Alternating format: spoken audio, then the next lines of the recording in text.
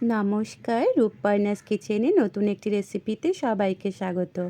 আজকের রেসিপি দই চিকেন। আমি এখানে 500 গ্রাম চিকেন নিয়েছি। চিকেনটাকে ম্যারিনেট করে নেব। ম্যারিনেশনের জন্য দেব 1 চামচ নুন, আদা রসুন ও লঙ্কা বাটা 1 চামচ ও 1 চামচ গোলমরিচের গুঁড়ো।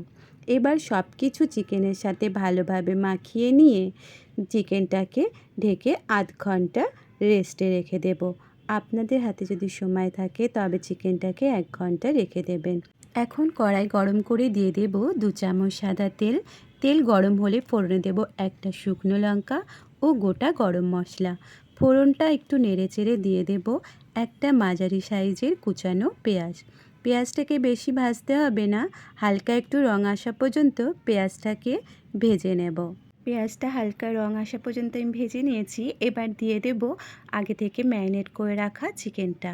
এই চিকেনটাকে এবার আমি 7-8 মিনিট ধরে ভালো করে দুপাশ উল্টে পাল্টে ভেজে নেব। শারীরিক অসুস্থতার কারণে অনেক দিন কোনো রান্নার ভিডিও বানাতে পারিনি, তার জন্য ক্ষমা চেয়ে নিচ্ছি। এবার থেকে রেগুলার ভিডিও দেওয়ার চেষ্টা করব। চিকেনগুলো দুপাশ ভালোভাবে ভেজে নিয়েছি।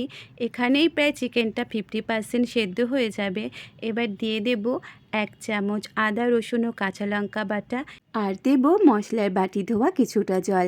এই জলে আমি 2 চামচ নুন মিশিয়ে রেখেছিলাম। আপনারা নুনের পরিমাণটা নিজেদের স্বাদ মতো দেবেন। এবার চিকেনটাকে মশলার সাথে ভালোভাবে মিশিয়ে 5-6 মিনিট ঢাকনা দিয়ে ঢেকে রান্না করে নেব। 5-6 মিনিট পর ঢাকা খুলে দিয়ে দেব আগে থেকে ফেটিয়ে রাখা টক দই। দইয়ের বাটিতে কিছুটা দই লেগেছিল, সেটা জল দিয়ে ধুয়ে দিয়ে দিলাম। দইটাকে আমি ভালোভাবে ফেটিয়ে নিয়েছি আর এখানে আমি 150 গ্রাম টক দই ব্যবহার করেছি। টক দই দেওয়ার সময় গ্যাসের আঁচ অবশ্যই লোতে রাখবেন, না হলে দই ফেটে যাবে। এবার দেব কাজু বাটা। আমি আগে থেকে 7-8টা কাজু জলে ভিজিয়ে রেখেছিলাম 10 মিনিট মতো। তারপর মিক্সিতে ব্লেন্ড করে নিয়েছি। এবার সব কিছু মিশিয়ে নেড়েচেড়ে মিডিয়াম আঁচে ঢাকা দিয়ে চিকেনটাকে 10 মিনিট রান্না করে নেব। 10 মিনিট পর ঢাকনা খুলে দেখে নেব চিকেনটা আমার কীরকম হয়েছে।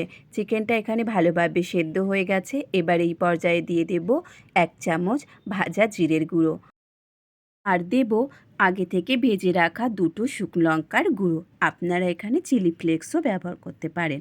এবার সব কিছু ভালোভাবে মিশিয়ে নিয়ে গ্যাসের ফ্লেম অফ করে দেব। চিকেনটা আমার রান্না হয়ে গেছে, তৈরি হয়ে গেল দই চিকেন। এই রেসিপিটি বানানো যেমন সহজ, খেতেও তেমন সুস্বাদু।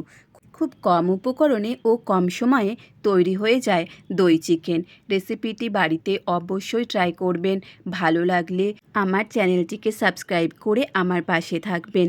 বন্ধু ও পরিবারের সাথে শেয়ার করবেন, লাইক করবেন ও আপনাদের মূল্যবান মতামত কমেন্ট করে অবশ্যই জানাবেন।